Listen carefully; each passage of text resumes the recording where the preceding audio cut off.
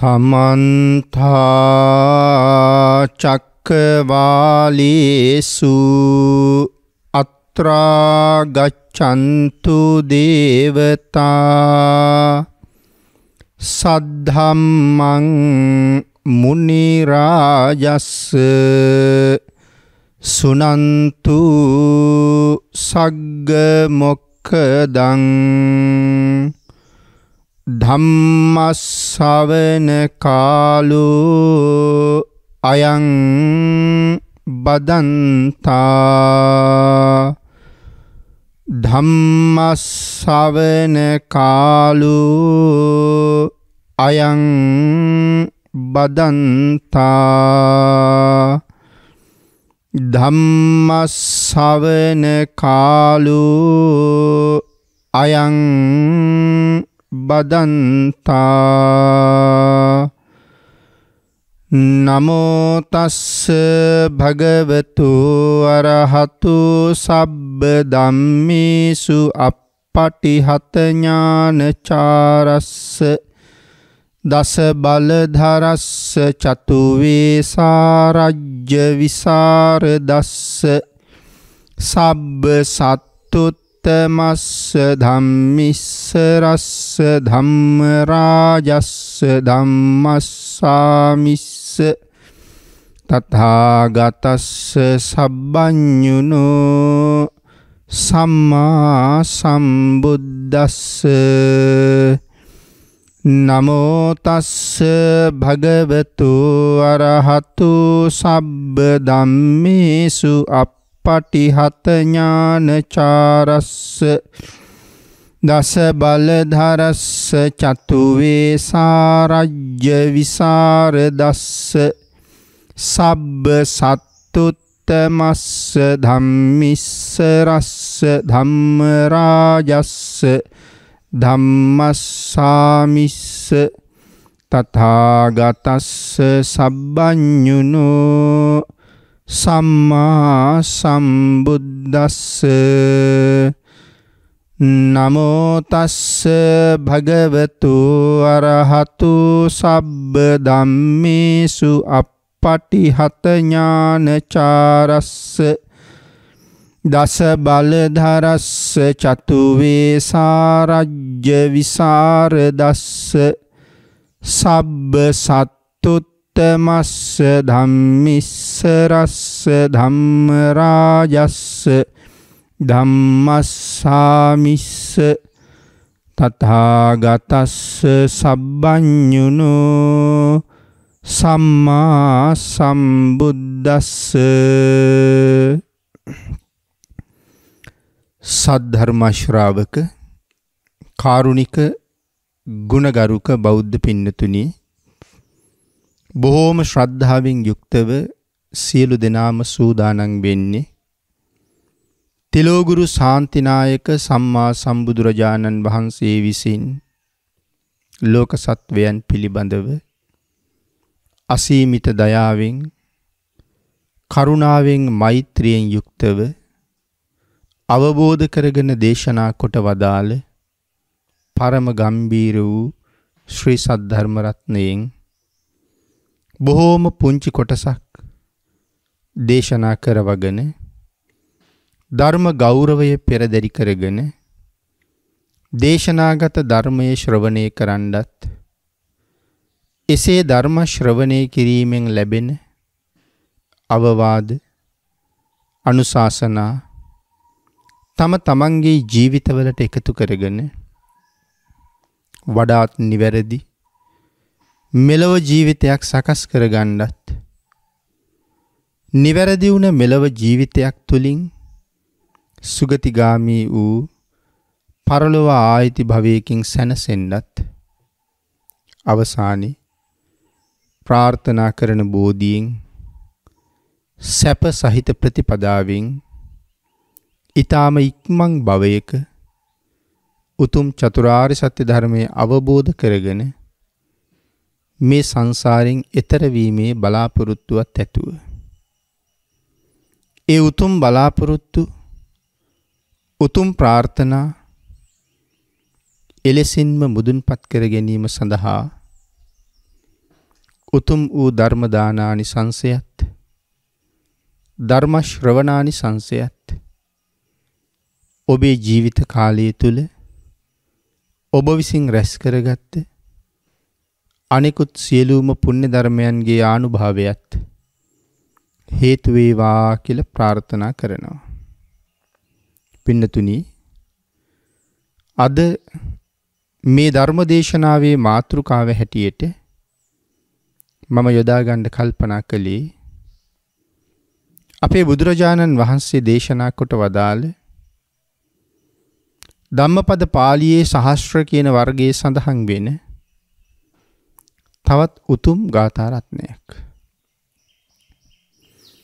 සප්පදාස කියන භික්ෂූන් වහන්සේ මුල් කරගෙන තමයි මේ ගාථා රත්නය දේශනා කොට වදාළේ. දැඩි වීරියවත් ජීවිතය ඊටාම උතුම් කියන කාරණාවයි භාග්‍යතුන් වහන්සේ මේකෙන් පැහැදිලි කරන්නේ.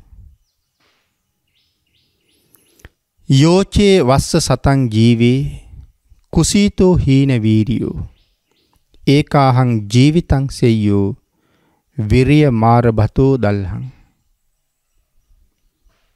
අපේ බුදුරජාණන් වහන්සේ සවැත් නුවර ජේතවනාරාමේ වැඩ ඉන්න කාලේ මේ සවැත් නුවර එක පවුලක ජීවත් වෙච්ච කුල දරුවෙක් බුදුරජාණන් වහන්සේගෙන් බණ අහලා එක දවසක් තීරණය කළා මේ ගිහි ජීවිතේ නොයෙක් කරදර බාධා කම්කටොළු වලින් පිරිච්ච ජීවිතයක්. සසර බොහොම කටුකයි, බොහොම භයානකයි, ඊටාම දුක්ඛදායකයි. ගෝර කටුක දුක්ඛිත වෙච්ච මේ සංසාරයෙන් එතර වෙන්න ගිහි ගෙදර ඉඳලා කටයුතු කරන එක හරි අපහසු වැඩක්.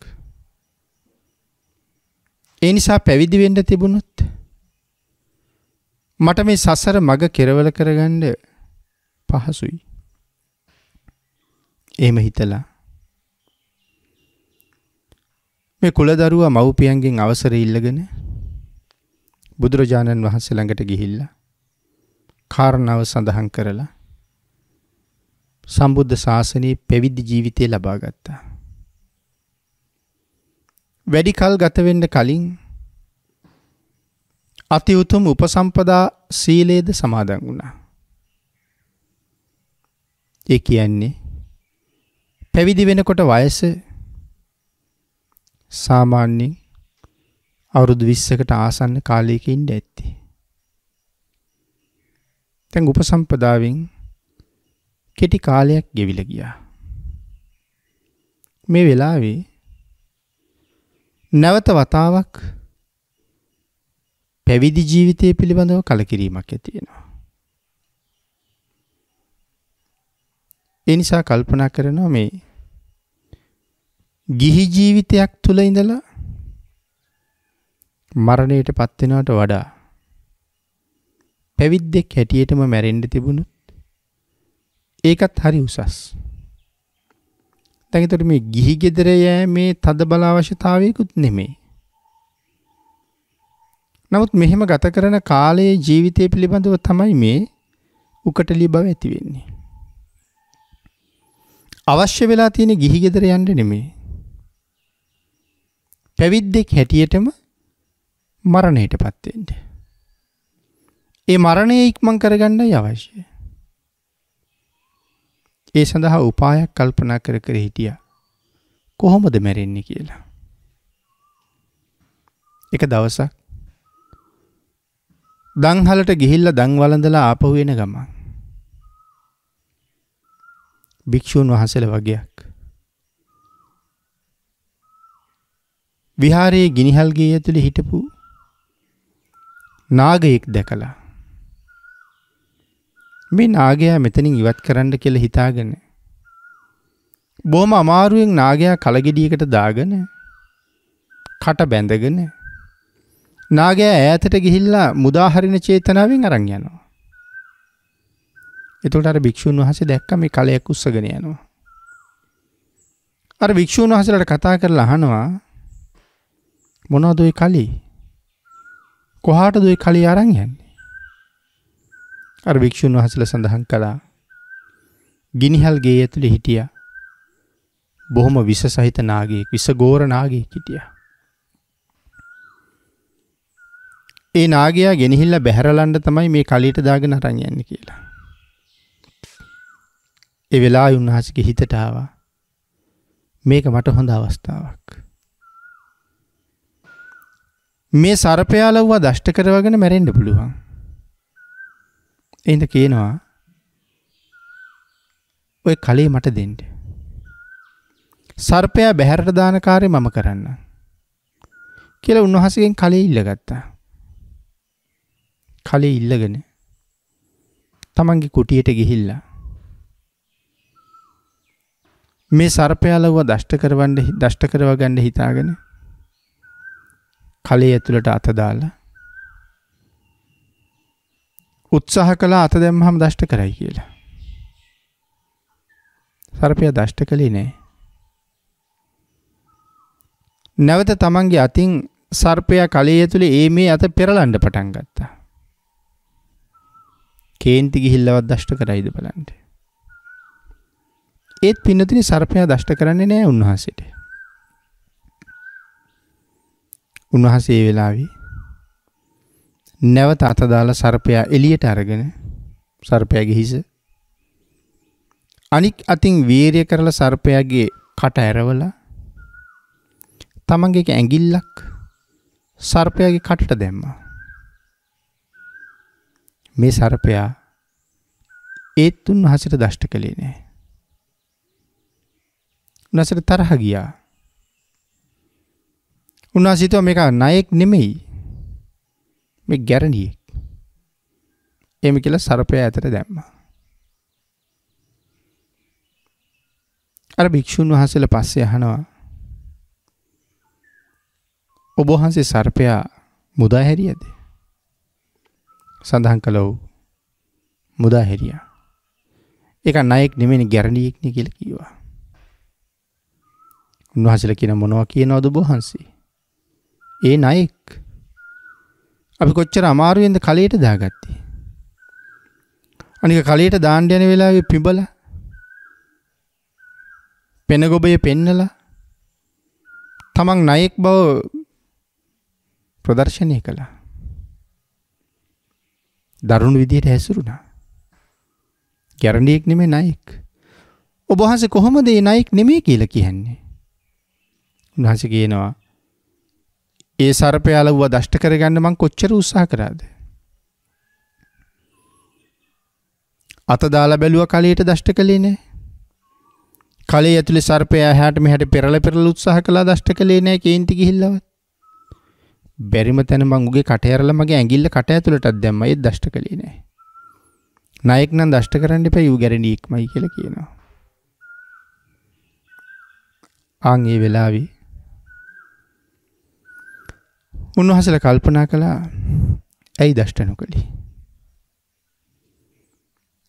ඉතින් කටට ඇඟිල්ල දැම්මට පස්සෙත් දෂ්ට කළේ නැහැ කියලා කියම අර හාමුදුරුවෝ නිශ්ශබ්ද වුණා. ආය උන්වහන්සේට කරුණ දක්වන්න ගියෙත් නැහැ, ආය කරුණ ඇහුවෙත් නැහැ. පින්නතුනි ඊට පස්සේ එක දවසක් මේ කොණ්ඩේ කපන කෙනෙක් දැලිපිහිය දෙකක් අරගෙන පන්සලට ඇවිල්ලා මේ භික්ෂුන් වහන්සේලාගේ කෙස් බාණ්ඩ පටන් ගත්තා. එයා කෙස් බාණ්ඩ තමයි එන්නේ. එක දැලිපිහියක් පැත්තක තියලා අනික් දැලිපිහියෙන් එයා වැඩ කරනවා. අර හාමුදුරුවෝ දැක්ක අර පැත්තක තියලා තියෙන දැලිපිහිය. උන්වහන්සේට එකපාරම මතක් වුණා මේ තියෙන අපූර්ව උපකරණයක්. මේකෙන් බෙල්ල කපා ගත්තා නම් මැරෙන්න කරන්න තියෙන ඉච්චරනේ. උන්වහන්සේ දැලිපිහිය ගත්තා. අරගෙන අනික් අයට නොපෙනෙන තරම් ටිකක් ඈතකට ගිහිල්ලා ගහකට හේතු වෙලා දැන් අර දැලිපිහිය බෙල්ලට තියාගෙන උන්වහන්සේ දැලිපිහියෙන් බෙල්ල කපා ගන්න සූදානම් වෙන්නේ. නමුත් උන්වහන්සේට දැලිපිහියෙන් බෙල්ල කපා ගන්න අවස්ථාවක් යෙදුනේ නැහැ. බෙල්ල කපා ගන්න බැරි වුණා. උන්වහන්සේ ආයේ දැලිපිහිය ගෙනල්ලා එතනින් තිබ්බා. භික්ෂුන් වහන්සේලා උන්වහන්සේ මේ උත්සාහ කරන හැටි ජීවිතේ නැති කරගන්න. උන්වහන්සේලාත් කල්පනා කරනවා ඇයි මේ භික්ෂුව ජීවිතේ නැති කරගන්න හදන්නේ. එක දවසක් උන්වහන්සේ එහෙම දැලිපිහියෙන් බෙල්ල කපා ගන්න හදලා ඒකත් නොකරගෙන ඉන්න වෙලාවේ මේ මහානකම පිළිබඳව නැත්තම් මේ ගෙවන ජීවිතයේ පිළිබඳව බොහොම අකමැත්තෙන් කාලය ගෙවෙන බව දැනගෙන සිවුරු හැරලා ගෙදර යන්න හදනවද කියලා හිතලා එක භික්ෂුන් වහන්සේ නමක් උන්වහන්සේට ගිහි ජීවිතේ ආදීනව කියලා දුන්නා. ගෙදර යන්න එපා. ගිහි ගෙදර දාලා ඇවිල්ලා ආපහු ගිහි ගෙදර යනවා කියන එක තේරුමක් නැති වැඩක්. ඒක ලැජ්ජ නැති වැඩක්. පංචකාමයේ එපා කියලා සංසාරයෙන් එතර යන්න පහසු මග කියලා පැවිදි ජීවිතයට ආපු කෙනෙක් අය කොහොමද ගිහිල්ලා මේ පංචකාම ලෝකෙට වැටෙන්නේ? අත්හැරලා දාලා ආපු දේ අය හොඳයි කියලා වැළඳගන්නේ කොහොමද? අනික ගිහි ගෙදර තියෙන දුක උන්වහන්සේට කියලා දුන්නා.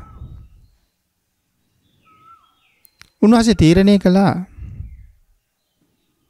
නෑ ගෙදර යන්න ඕනේ නෑ.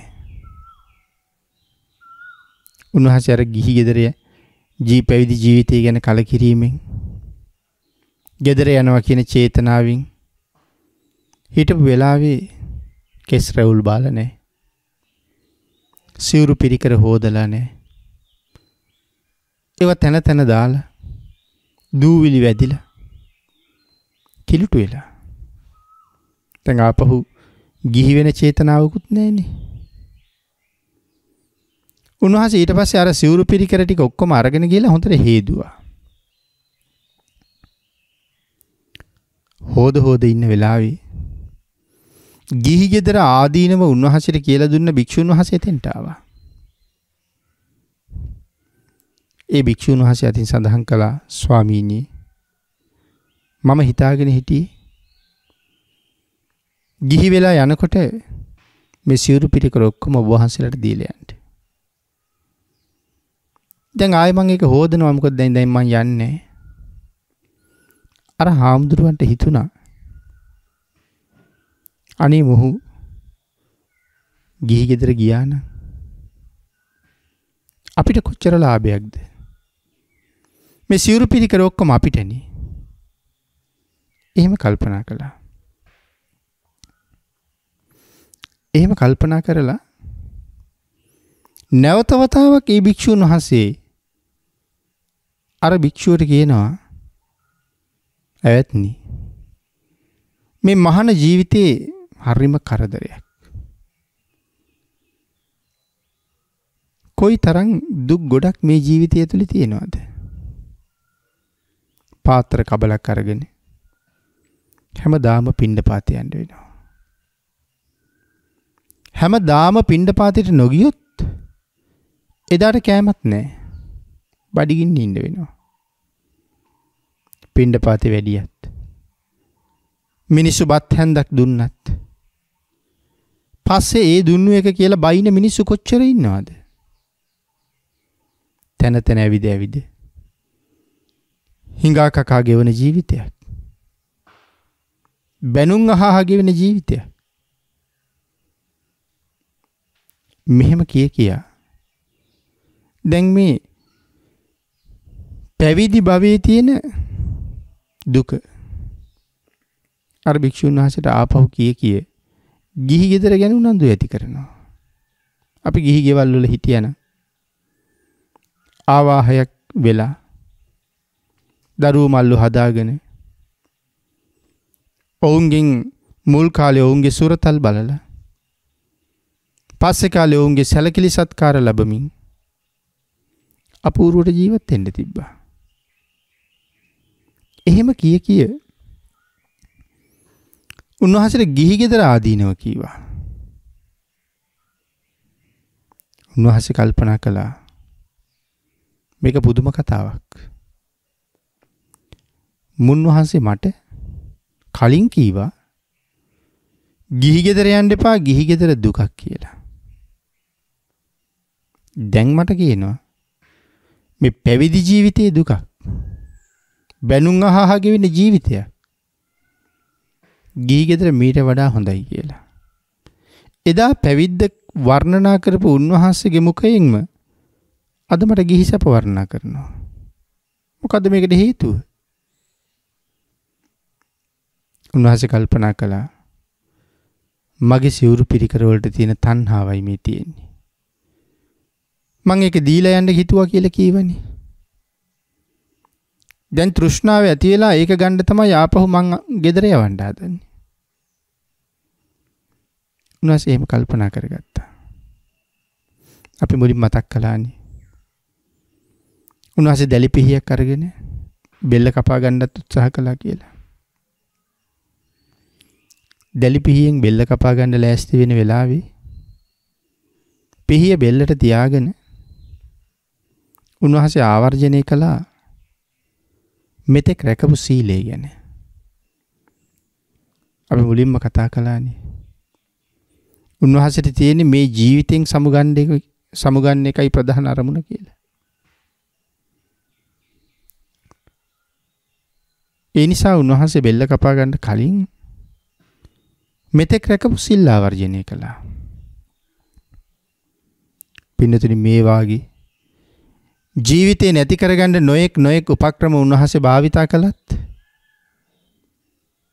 උන්වහන්සේ කවදාවත් බුදුරජාණන් වහන්සේට පිටුපාලා තිබුණේ නැහැ. උන්වහන්සේ කවදාවත් තමන් රකින්න සීලයට නිගරු කරලා තිබුණේ නැහැ. සමාදන් වෙච්ච හැම සිල්පදයක් ගානේ ඒ හැම සිල්පදයකටම උන්වහන්සේ ගරු කළා. දිවි හිමියෙන්ම ගරු කළා. ඒ නිසා මනාව සුපිරිසිදු සීලයක් මෙතෙක් ජීවිතේ රැකලා තියෙනවා. සිල් ආවර්ජනය කරනකොට උන්වහන්සේට දීප්තිමත් තාරකාවක් වගේ චන්ද්‍ර මණ්ඩලය වගේ තමන්ගේ සුපිරිසිදු සීලය මෙනෙහි වෙන්න පටන් ගත්තා. ප්‍රීතිය ඉපදුනා. ආන්ගේ ප්‍රීතියම මුල් කරගෙන උන්වහන්සේ විදර්ශනාවක් වැඩුවා. රැකගත් සීලේ ශ්‍රේෂ්ඨත්වයත් එක්ක ඊටාම කෙටි වේලාවකින් අති උතුම් රහත් බවට පත් වෙන්න උන්වහන්සේට වාසනාව තිබුණා. දැන් උන්වහන්සේ කෙලස් කපලා ඉවත් කරපු රහතන් වහන්සේ නමක්. දැන් දෙලිපිහිය තරගෙන උන්වහන්සේ එනවා ආපහු. මගදී හම්බෙච්ච හාමුදුරුවෝ අහනවා උන්වහන්සේ මෙච්චර වෙලා දැක්කේ නැහැ. කොහෙද ගියේ කියලා. ඒලයි සඳහන් කළා අර ඇම්බැට්ටයාගේ මේ දෙලිපිහියත් අරගෙන මම ගියේ දෙලිපිහියෙන් බෙල්ල කපාගෙන මැරෙන්න කියලා හිතාගෙන. ඉතින් මැරුන්නේ නැත්තේ කියලා ඇහුවා. උන්වහන්සේ කියනවා දැන් ඒ සඳහා තිබිච්ච තෘෂ්ණාව මගේ නෑ. මට දැන් මැරෙන්න උවමනා නෑ. ඊට පස්සේ අර හාමුදුරුවෝ කල්පනා කළා මෙයා කියන්න හදන්නේ එයා සියලු කෙලෙස් නැසුවා කියලා. රහත් වුණා කියලා කියන්න හදන්නේ. එතකොට මේ භික්ෂුව දැන් බොරු කියනවා. මේ කතාව බුදුරජාණන් වහන්සේ ගාවටම ගියා. අපේ බුදුරජාණන් වහන්සේ ඒ වෙලාවේ විශේෂයෙන් දේශනා කොට වදාලා. උන්වහන්සේ සව් කෙලෙස් නැසලා රහත් වෙච්ච බව. දැලිපිහිය අරගෙන ගිහිල්ලා බෙල්ල කපා ගන්න ගියපු භික්ෂුව මොනවද කරන්න ඇත්තේ? දැලිපිහියෙන් බෙල්ල කැපෙන්න කලින් පෙර රැකපු සීලයත් උන්වහන්සේට හේතු වෙලා මේ ජීවිතේ රැකගත්ත සීලයත් ඒකට එකතු වෙලා දැලිපිහියෙන් බෙල්ල කපා ගන්න තිබිච්ච ක්ලේශය ඇතුළු සංසාරයට අරගෙන ආපු ආත්මෙන් ආත්මයට අරගෙන ගියපු මේ කෙලෙස් වැට උන්වහන්සේ කපලා දැම්මා.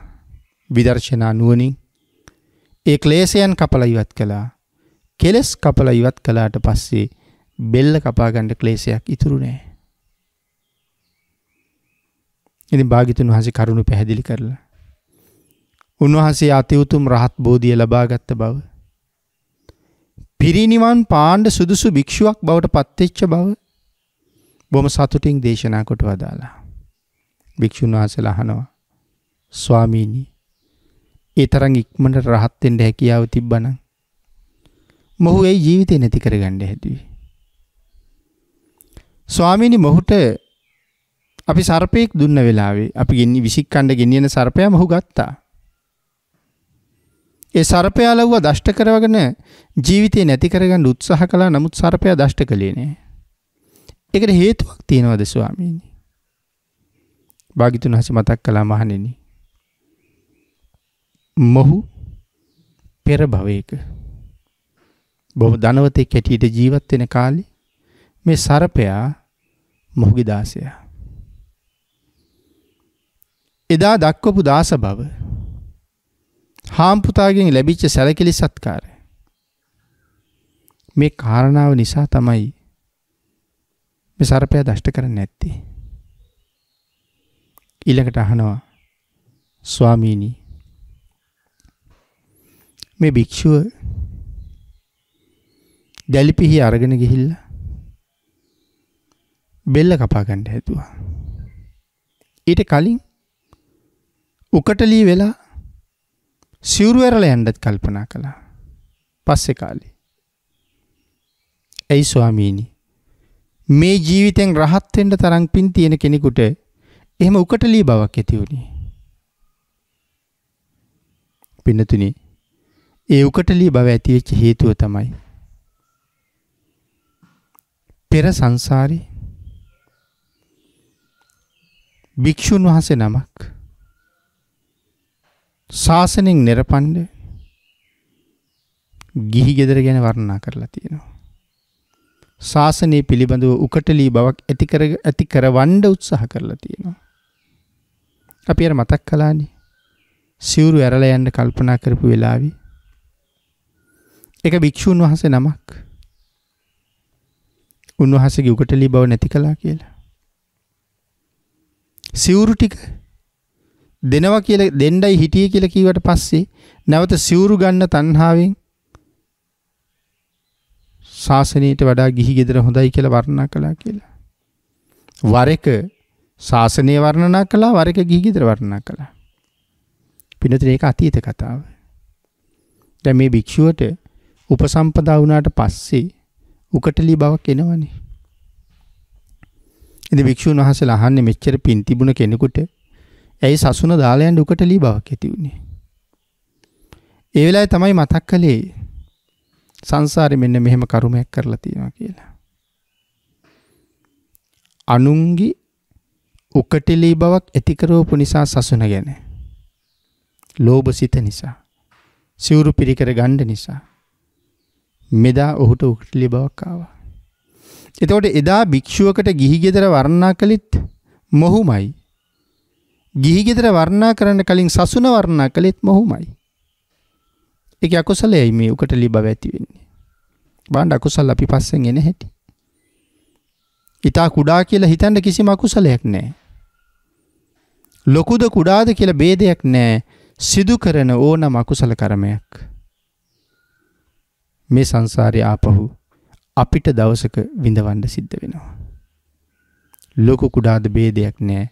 ඒ අකුසල් අපට පහර දෙනවා. මේ වගේ ධර්ම කාරණා වලින් අපිට ඒක මනාව ඉස්මතු වෙලා පැහැදිලි වෙනවා. මුලින් සඳහන් කළේ ඒ අතීත කතාවක්. නමුත් මේ ජීවිතයේ උකටලී බව නිසා උන්වහන්සේ ජීවිතේ නැති කරගන්න මොනවද කරන්න හැදුවේ? එක අවස්ථාවක සර්පයෙක් ලව්ව දෂ්ට කරගන්න හැදුවා. තව අවස්ථාවක දැලි පිහින් බෙල්ල කපා ගන්න හැදුවා. ඒ සසුන පිළිබඳ ඇති වුණු උකටලී බව නිසානේ. එතකොට මේ උකටලී බවට හේතුව මොකද්ද? ඒක තමයි අපි අර මුලින් සඳහන් කරපු කරුණ. සර්පයා දෂ්ට නොකළේ ඇයි? පෙර භවයක සර්පයා ඔහුගේ දාසයා නිසා. ස්වාමීනි, දැලි පිහියෙන් බෙල්ල කපා ගන්න ගිහිල්ලා බෙල්ල කපා නොගෙන ඊටාම සුළු කාලයක් තුල අරහත් මාර්ග ඥානය ලබන්න, අරහත් ඵලය ලබන්න අවස්ථාව ඇති වුණේ කොහොමද? මේ තරම් කෙටි කාලයකින්, මේ තරම් ඉක්මනින් ඒ උතුම් අරහත්ත්වය ලබන්න පුළුවන්ද? පුළුවන් මානිනි. ඔසවපු පය බිමට තියෙනකොට ඒ පය මහ පොළොව ස්පර්ශ කරන්න කලින් කෙනෙක් රහත් වෙන්න පුළුවන් කියලා දේශනා කළා. එහෙම රහත් වුණ අය ගැන ධර්මයේ සඳහන් කරනවා. ඒ තරම් අරහත්ත්වය කියන එක පහසුවෙන් ඉක්මනින් ලැබෙනවා. හැබැයි ඉතින් නිකම්ම ඉන්න කෙනෙක් රහත් වෙයිද? නෑ, සඳහා සංසාරي කරගත්ත මහ කුසල ශක්තියක බලපෑමක් තියෙන්න ඕනේ. එතකොට මේ භික්ෂුව මොනවද සංසාරي කරලා තියෙන්නේ? කාශ්‍යප බුදුරජාණන් වහන්සේගේ කාලේ අවුරුදු 20000ක් පිරිසිදු සිල් රැකලා තියෙනවා. ඊටාම පිරිසිදු සිල්. සිව් පිරිසිදු සිල්, ඉන්ද්‍රිය සංවර සීලය, ප්‍රාතිමෝක්ෂ සංවර සීලය, ප්‍රත්‍යසන්නිශ්‍රිත සීලය, මේ වාගේ ඊටාම පිරිසිදුවට මේ සිල් රැකලා තියෙනවා. ආන් ඒ සිල් රැකීමේ ආනුභාවය නිසා තමයි මෙතරම් ඉක්මනින් අරහත්ත්වයට යන්න පුළුවන් උනේ. හැබැයි මුලින් මතක් කළා, දැලිපිහිය බෙල්ලට තියාගෙන තමන්ගේ මේ ජීවිතයේ සීලය ආවර්ජනය කරනකොටත් දීප්තිමත් තාරකාවක් වගේ, චන්ද්‍ර මණ්ඩලයේ වගේ තමන්ගේ සීලේ පිරිසිදු බව වැටුණා. ඒ පිරිසිදු සිල් රැකී කුසලය මෙතරම් ඉක්මනින් අරහත්ත්වයේ සාක්ෂාත් කරවන්න හේතු වෙනවා. ඔබ මොනවද ඔබේ ජීවිතයට ගන්න මෙතනින්?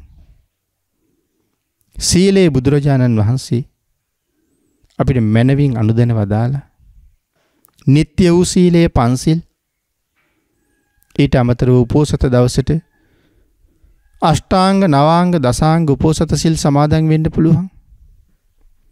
සමාදන් වෙච්ච සීලයේ සමාදන් වුණ තැන ඉඳලා අල්ප මාත්‍රයකින් paludu වෙන්න නොදී ඛණ්ඩ සීල බවට පත් වෙන්න දෙන්නේ නැතුව, චිද්‍ර සීල බවට පත් වෙන්න දෙන්නේ නැතුව, සබල සීල බවට පත් වෙන්න දෙන්නේ නැතුව, paludu නැති, ලප කැලල් නැති, ඊටාම පිරිසිදු සුදුම සුදු වස්ත්‍රයක් වගේ සුපිරිසිදුව සිල් රැකගත් කෙනෙක් මොන තරම් ලාභයක් ඒ සීලේ ආනුභවයෙන් ලබනවද? අරහත්ත්වයටපත් නොවි මරණයටපත් වුනොත් අනිවාර්යෙන් සුගතියක උපදිනවා. සුගතියේ ඉපදිලා අරහත්ත්වයේ ලබන තාක්කල් සැප සහිත ජීවිත ගත කරනවා.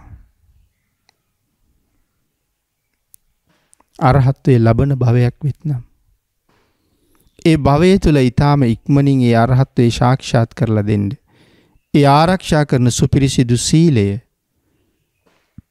ඔහුට මහත් උපකාරයක් කරනවා. පින්නතුනි, සංසාරේ දුකයි සසරින් එතර යා යුතුයි.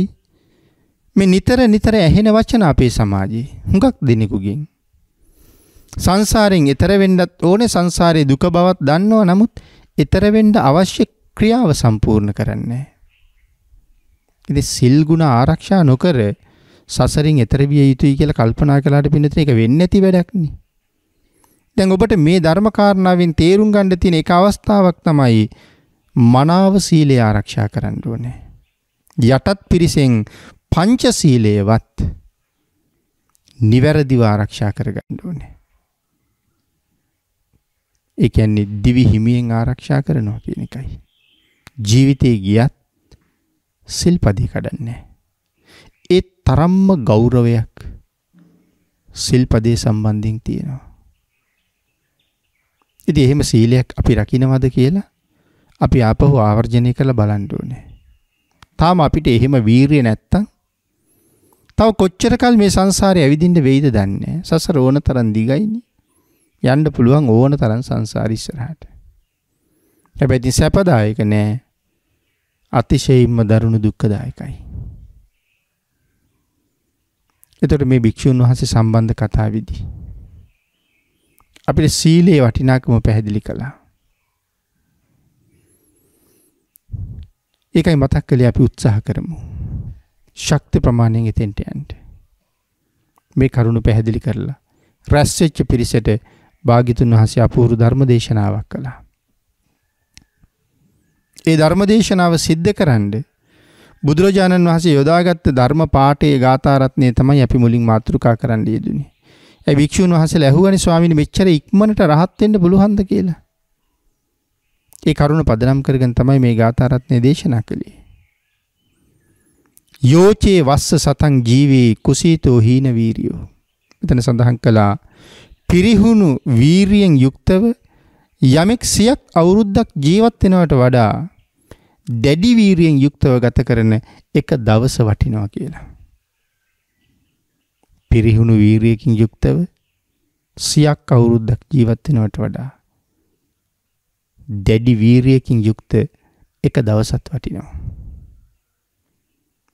ඒකට වීරියවන්ත ජීවිතයක එක දවසක් වීරිය නැති කෙනෙකුගේ අවුරුදු 100කට වඩා වටිනවා කියලා සඳහන් කළේ. පින්නතුනි හිතලා බලන්නකෝ. උතුම් පංචශීලයේ ආරක්ෂා කරන්නත් හොඳ වීරියක් තියෙන්න එපෙයි. වීරිය නැති කෙනෙකුට පංචශීල රකින්න බෑනේ. මේ හිත කෙලස් වලට දුවන එකමනේ හිතේ ස්වභාවය. කෙලස් වලටමයි දුවන්නේ. එතකොට කොච්චර වීරියක් තියෙන්න ඕනේද? ඒ හිත කෙලස් වලට යානෝදී රැකගන්න. දැන් ප්‍රාණඝාතය කියන්නේ ක්ලේශයක්නේ. සතෙක් මරන්න හිතෙන ක්ලේශයක් නිසා. හොරකමද, වැරදි කාම සේවනයේද, මුසාවද, සුරාවද මේ ඔක්කොම කෙලෙස්නේ. ඇඟේ වහලා දෂ්ට කරන මදුරුවට කොයි තරම් ගහන්න හිතුණත් වීරියෙන් ඉවසලා ඒක නවත්තගෙන ඉන්න ලොකු වීරියක් ඕනේ. නැත්තම් අමතක වෙලා හරි ආයි ගැහෙනවා. සිහිය පවත්වමින් වීරිය පවත්තන්න ඕනේ. වටින දෙයක් දැක්කහම අන්සතු දෙයක් දැක්කහම තමන්ට උවමනා අන්සතු දෙයක් දැක්කහම ඕක පැහැරගන්න කොච්චර කෙලස් තියෙන්න ඕනේද? කාම වස්තු දැක්කහම හිතේ නැගෙන බුරබුරා එන ගින්නක් වගේ වූ කාමයේ පාලනය කරගන්න සුළුපටු වීරියකින් පුළුවන්ද? ඒකට මහ ලොකු වීරියක් අවශ්‍යයි. අරක තැනක කතා කරනවන්නේ කාමයේ අන්ධයි කියලා. කෙනෙක් කාමයෙන් දැවෙන්න පටන් ගත්තාම ඒ පුද්ගලයාට අනිත් කෙනා කවුද කියලාවත් හිතෙන්නේ නැහැ. සහෝදරයා, සහෝදරිය කෙලසනවා. තාත්තා, දුව කෙලසනවා. ගුරුවරයා, ශිෂ්‍යයාව කෙලසනවා. පස්සේ දුක හිතෙනවා. පස්සේ කල්පනා කරනවා. මූණ දෙන්න ලැජ්ජා හිතෙනවා. පස්සේ පසුතැවෙනවා. නමුත් අර ක්ලේශයේ තිබ්බ වෙලාවේ ඔය මුකුත් හිතුන්නේ නැහැ. එතකොට සුළුපටු ක්ලේශයක්ද මේ වීරියෙන් යටපත් කරගෙන ඉන්නේ? බොරුවක් කියන්න ඕන තරම් හිතෙනවා. කේලම් කියන්න ඕන තරම් හිතෙනවා. මිනිස්සු ඕන තරම් බොරු කියනවා. මිනිස්සු ඕන තරම් කේලම් කියනවා. පරුස වචන කියනවා.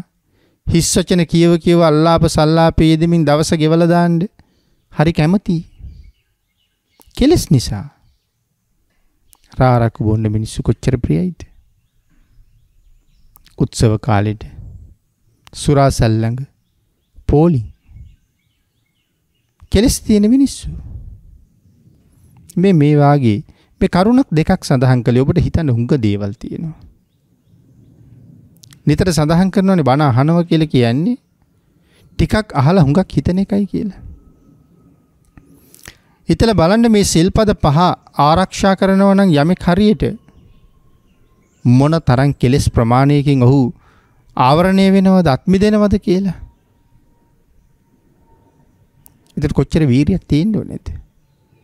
වීරිය නැති මිනිස්සු තමයි භාග්‍යතුන් වහන්සේ මේ සිල් ආරක්ෂා කරගන්න කියලා දේශනා කරලා තිබුණත් ඔවුන්ට ඒක ආරක්ෂා කරන්න වීරියක් නැහැ. ඔවුන්ම නොදැන කැඩිලා යනවා. උදේ පන්සිල් අරගෙන තීරණය කරනවා පොරොන්දු වෙනවා දිවි හිමියෙන් මේ සිල්පද ටික අද රකින්නවා කියලා. හැන්දෑවේ ආවර්ජනය කරනකොට කොයි සිල්පදද paludu වෙලා තියෙන්නේ.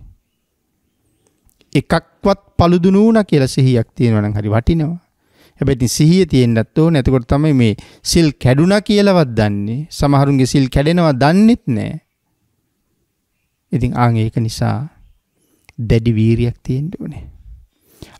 එහෙම වීර්යවන්තයෙක් එක දවසක් වීරියෙන් යුක්තව කටයුතු කළොත් ඒ දවස කොච්චරනම් වටිනවද? එයි පින්නතුනි.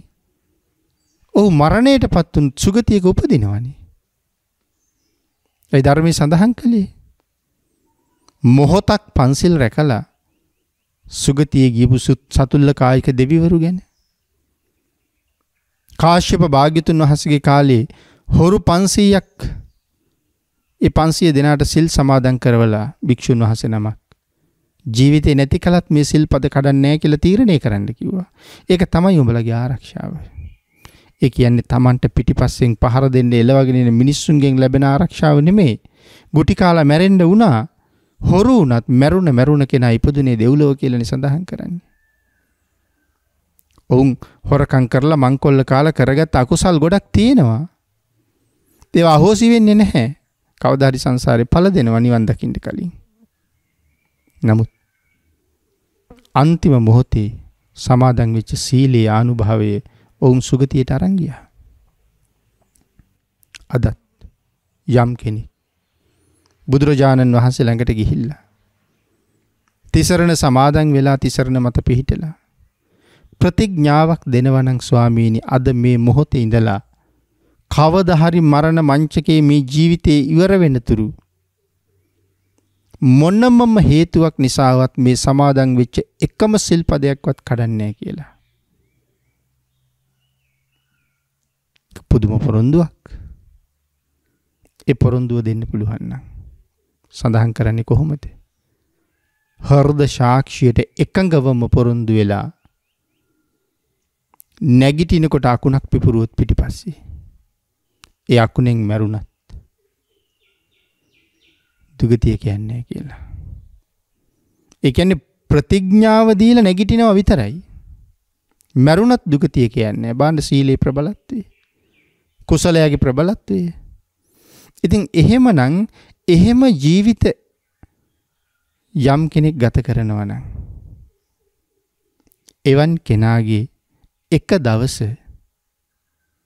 සීලයෙන් තොර ගුණයෙන් තොර පුජ්‍යලෙක්ගේ අවුරුදු 100ට වඩා වටින්නේ නැද්ද?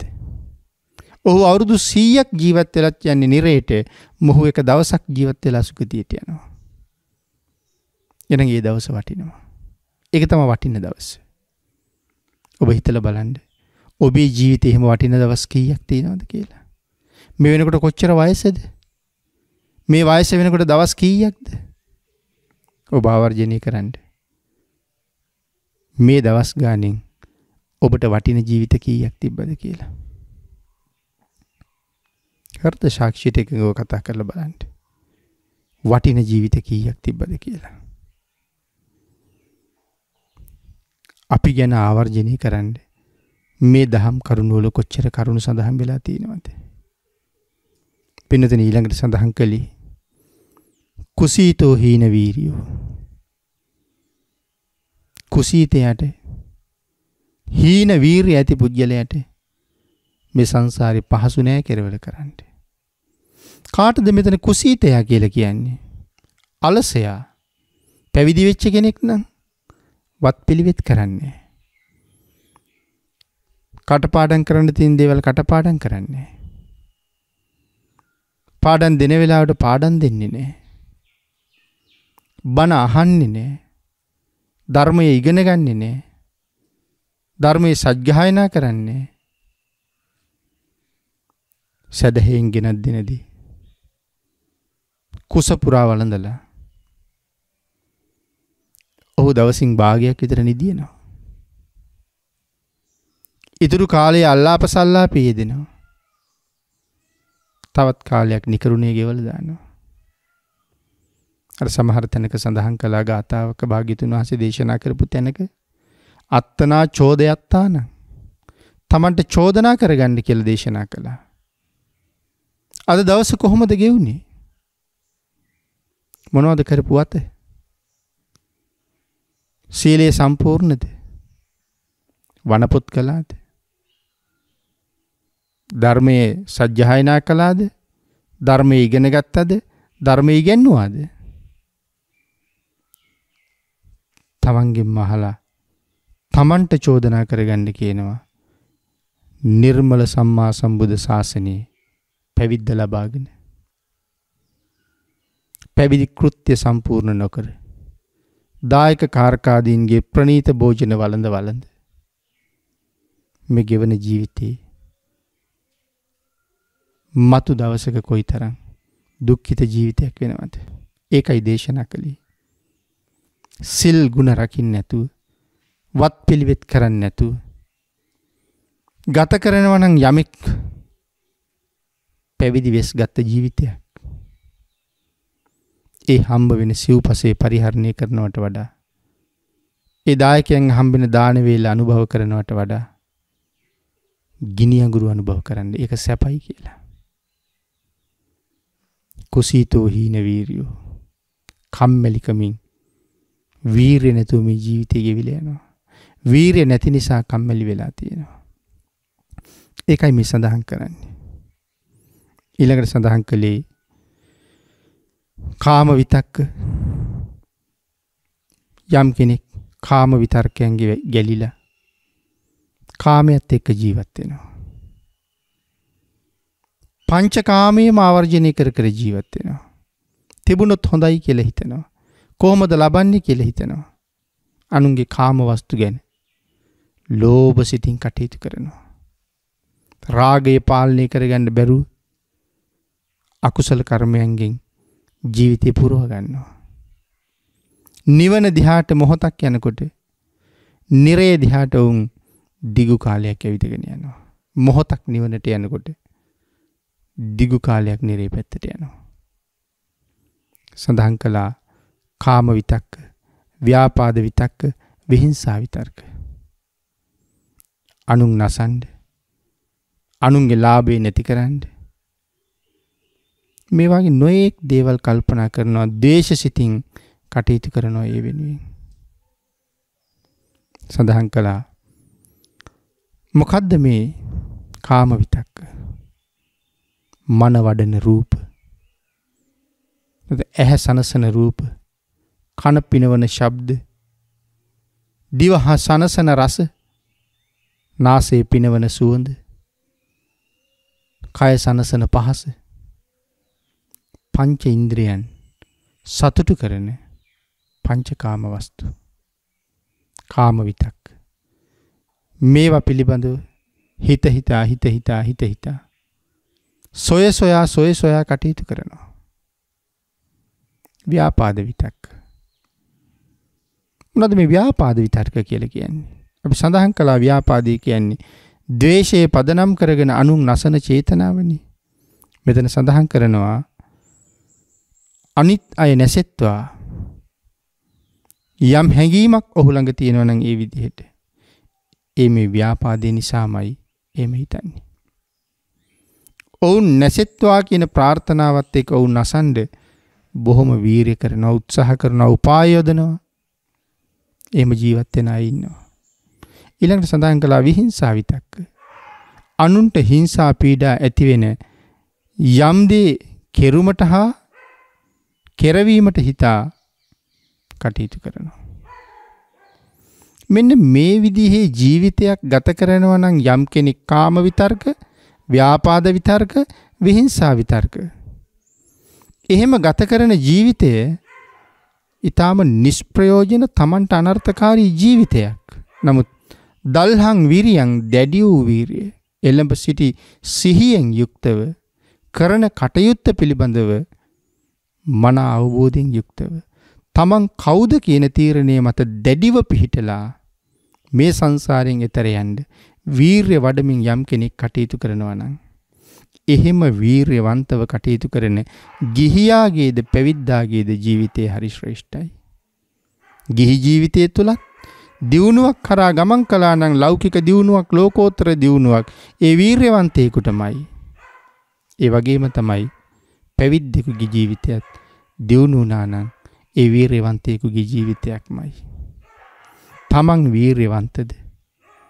තමන්ගේ කාර්යය සම්පූර්ණද? ඒක තමන් තමයි දන්නේ. පිටින් බැලුවට කවදාවත් ඒක පේන්නේ නැහැ.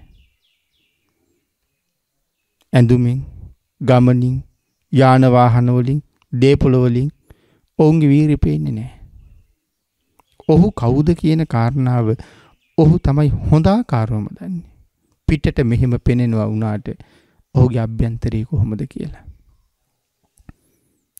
නමුත් මේ ගාථාරත්නයෙන් භාග්‍යතුන් වහන්සේ පැහැදිලි කළා මහණෙනි, වීරියවන්තයාගේ ජීවිතයම ශ්‍රේෂ්ඨයි. යමෙක් එසේ වීරිය කරනවා නම් එවන් වූ වීරියවන්තයෝ ඔසවපු පය බිමට තියන්න හදනකොට පය බිම ස්පර්ශ වෙන්න කලින් මේ උතුම් අරහත්ත්වය හොයා ගන්නවා. සසර සුවදායක වෙනවා. පින්නතුනි, වර්තමාන කී දෙනෙක් කතා කරනවාද අතීතේ බණක් අහලා ඉවර වෙනකොටත්? කී දෙනෙක් සෝවාන් වුණාද, සකදාගාමි වුණාද, අනාගාමි වුණාද, රහත් වුණාද? නමුත් කෝ අද ධර්මයෙන් එදා එහෙම ඵල ලබන්න පුළුවන් වුණාට අද බැරි වෙයි කියලා කල්පනාව නෑ පින්නතුනි. එදා ධර්මයේම තමයි අදත් තියෙන්නේ. බැරිකමක් නෑ කොහොමත්. අපිට උතුම් තැනට අපිව අරගෙන යන්න ධර්මයට එදා තිබුණ හැකියාව අදත් තියෙනවා. නමුත් ධර්මයත් එක්ක එතෙන්ට යන්න එදා අයට තරම් මෙදා අයට වීරිය නැති බව පේනවා. උනන්දුව නැති බව පේනවා. හැකියාව නැති බව පේනවා. ඒ නිසා වරද අපි ළඟයි. ධර්මයේ ළඟ නෙමෙයි. 5000ක් කල් මේ ශාසනය පවතින කාලෙත් සෝවාන් වහන්සේලා එතකොටත් වැඩි කියලා සඳහන් කළේ. අන් ඒක නිසා වීරිය නැති ජීවිතය, ගිහිද පැවිදිද, ඒ හැම එකක්ම පරිහානියට යන ජීවිත. වීරිය නැති පුජ්‍යලයාගේ මෙලවත් පිරිහිලා පරලොවත් පිරිහිලා. පින්නතින උත්සාහ කරන්න. ලබාගත් ශ්‍රේෂ්ඨ මනුස්ස ජීවිතය. ඒ මනුස්ස ජීවිතයකින් ලබන්න තියෙන උතුම්ම ඵල නෙලන්න පුළුවන් ශ්‍රේෂ්ඨ කාලවකවානුවක් තියෙන්නේ. බුද්ධාන්තරයක ලැබිච්ච උදාර මනුස්ස ජීවිතයක් අපිට තියෙන්නේ. එයින් ඵල නෙලාගෙන මෙලවත් සුවපත් කරගෙන පරලොවත් සුවපත් කරගෙන සුගතිගාමී වෙන්නත් යම් කෙනෙක් යම් භවයක රැස් කළා නම් යම් කර්මයක්, ඒ හැම කර්මයක්ම හොඳද නරකද, යහපත් කර්ම වලින් යහපත් ප්‍රතිඵල, අයහපත් කර්ම වලින් අයහපත් ප්‍රතිඵල අපිට අත්පත් කරලා දෙමින් මේ ගෝර බිරං කටුක සසර ගමන එක විදිහට පවතිනවා. ඒ නිසා ඒ ගෝර කටුක සසරින් එතර වෙන්න භාග්‍යතුන් වහන්සේගේ මාර්ගයේ ගමන් කරන්න. තුනුරුවන්ට අකීකරු නොවි සංසාරේ කෙරවල කරන තැනට එළඹෙන්න. රත්නත්‍රි ආශිර්වාදයෙන් ඔබට ඔබ ගැන හිතලා සතුටු වෙන්න පුළුවන් ජීවිතයක් පෝෂණය කරගන්න ශක්තිය, ධෛර්යය, වාග්ය, වාසනාව උදා වේවා කියලා ප්‍රාර්ථනා කරනවා. පින්නතුනි, අද මේ උතුම් ධර්ම දේශනාව ප්‍රඥා නාලිකාව තුළින් විකාශනය කිරීම සඳහා දායකත්වය ලබලා දෙන්නේ නම්බර 40 කටුකුරුන්ද හේනේගෙම පදිංචි M.A. මල්ලිකා මහත්මිය දූ දරුවන් බෑණනුවන් ඇතුළු පවුලේ ඥාතීන් විසින් සදැහැති ඥාතීන් විසින් කටයුතු කරලා තියෙනවා. උතුම් අරමුණ 2017 අගෝස්තු මාසයේ 8 වන දින පරලෝව සැපත්වන්නට යෙදුන විශ්‍රාමලත් නියෝජ්‍ය විදුහල්පති වඩුගේ ෂෙල්ටන් පෙරේරා මහත්මයාගේ අප්‍රේල් 15 වන දිනට යෙදෙන 65 වන ජන්මදිනයේ නිමිත්තෙන් එතුමන්ට පුණ්‍යානුමෝදනා කිරීමේ මූලික අරමුණ පෙරදැරිව මේ උතුම් පින්කම සිදු කරනු ලබන අතර පරලෝව සැපත් වඩුගේ ෂෙල්ටන් පෙරේරා ආදරණීය ස්වාමි පුරුෂයාට ආදරණීය පියාණන්ට මේ පින් අනුමෝදන් වේවා. භව ගමන සැපවත් වී වහවහ නිර්වාණ මාර්ගයේ පූර්ණේ කිරීම පිණිස මේ කුසල උපනිශ්‍රේ වේවා.